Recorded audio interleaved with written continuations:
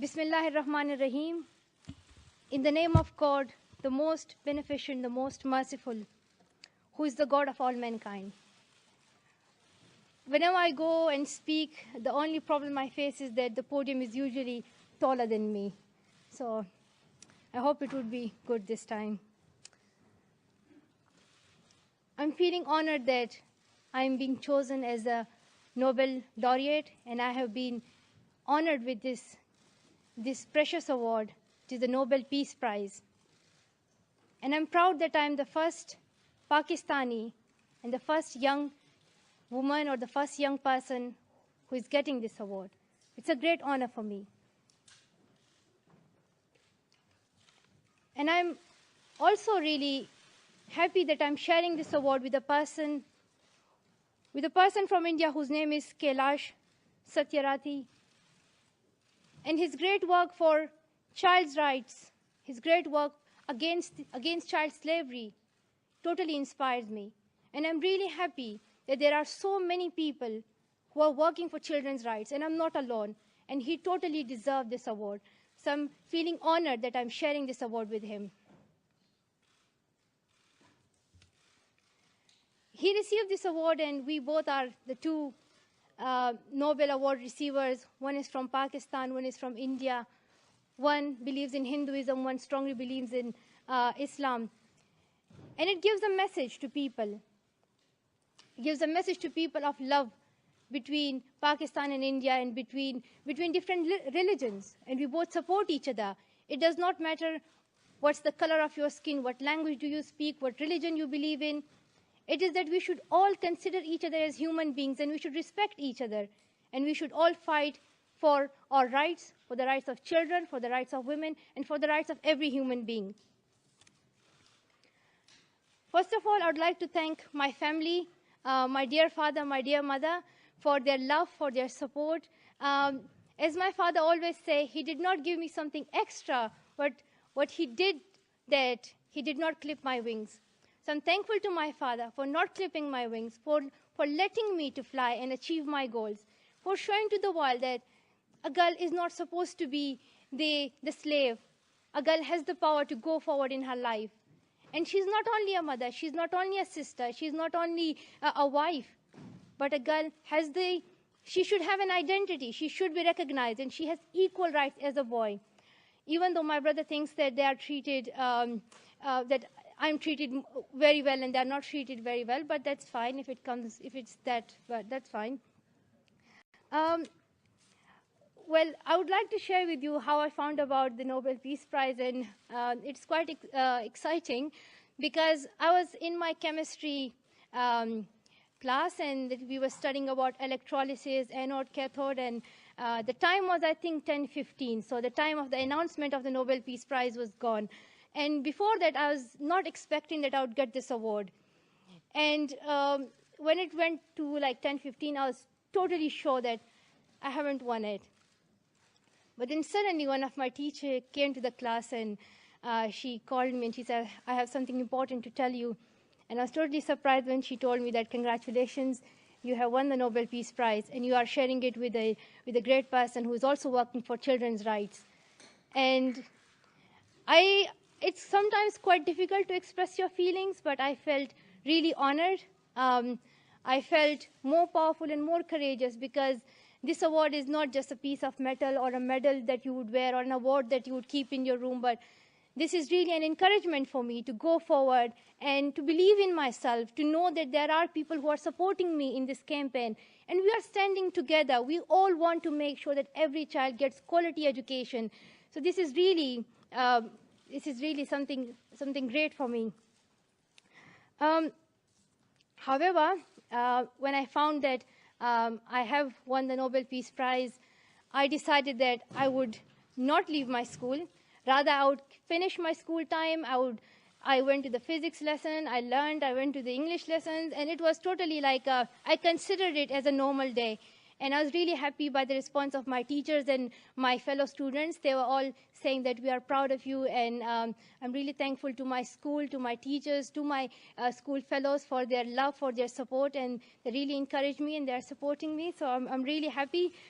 Even though It's not going to help me in my tests and exams because it totally depends on my hard work, but still, I'm really happy that they are supporting me. I have received this award, but this is not the end. This is not the end. This is not the end of this campaign which I have started. I think this is really the beginning. And I want to see every child going to school. There are still 57 million children who have not received education, who are still out of the primary schools. And I want to see every child going to school and getting education. Because I have myself suffered through the same situation when I was in Swat Valley. And you all may know that in Swat there was Talibanization, and because of that, no girl was allowed to go to school. At that time, I stood up for my rights, and I said that I will speak up. I did not wait for someone else. I did not wait for someone else. I had really two options. One was not to speak and wait to be killed. And the second was to speak up and then be killed. And I chose the second one because at that time there was terrorism. Women were not allowed to go outside of their houses. Girls' education was totally banned. People were killed. At that time, I needed to raise my voice because I wanted to go back to school. I was also one of those girls who could not get education. I wanted to learn. I wanted to learn and be who I can be in my future. And I also had dreams. I also had dreams like a normal child has. I wanted to become a doctor at that time. Now I want to become a politician, a good politician. And when I heard that I cannot go to school, I just, for a second, thought that I would never able to become a doctor, or I would never able to be who I want to be in future. And my life would be just getting married at the age of 13 or 14, not going to school, not becoming who I really can be. So I decided that I will speak up. So through my story, I want to tell other children all around the world that they should stand up for their rights. They should not wait for someone else. And their voices are more powerful. Their voices, it would seem that they are weak, but at the time when no one speaks, your voice gets so louder that everyone has to listen to it. Everyone has to hear it. So it's my message to children all around the world that they should stand up for their rights.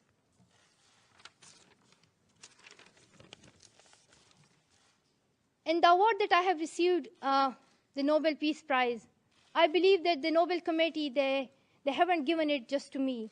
But this award is for all those children who are voiceless, whose voices need to be heard.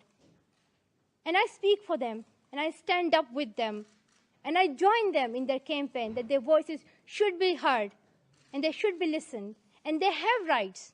They have rights. They have the right to receive quality education. They have the right not to suffer from child labor, not to suffer from child trafficking. They have the right to live a happy life. So I stand up with all those children. And this award is especially for them. It gives them courage. At the end, I would like to share with you that I had a phone call with Honorable Kailash. I cannot pronounce his surname accurately, so please, I just ask for forgiveness for that. I'll just call him Kailash if he wouldn't mind. So I had a phone call with him right now, and we both talked that how important it is that every child goes to school and every child gets quality education, and how many issues are there that the children are suffering but are not yet highlighted. So we both decided that we will work together for this cause, that every child gets quality education and do not suffer from these issues. Other than that, we also decided that as he is from India and I'm from Pakistan, we will try to build strong relationships between India and Pakistan. And nowadays, you know that there is tension on the border, and the situation is getting, it's not like as we are expecting. We want Pakistan and India to have good relationships, and the tension that is going on is really disappointing, and I'm really sad because I want both the countries to have dialogue, to have talks about peace, and to think about progress, to think about development, rather than fighting with each other. It's important that both the countries focus more on education, focus more on development and progress, which is good for both of them. So we both decided that I requested him that would it be possible that he request his Honorable Prime Minister Narendra Modi to join us when we receive the Nobel Peace Prize in December. And I promised him that I would also request the Honorable Prime Minister of Pakistan, Nawaz Sharif, to join us when I get and he gets the Nobel Peace Prize.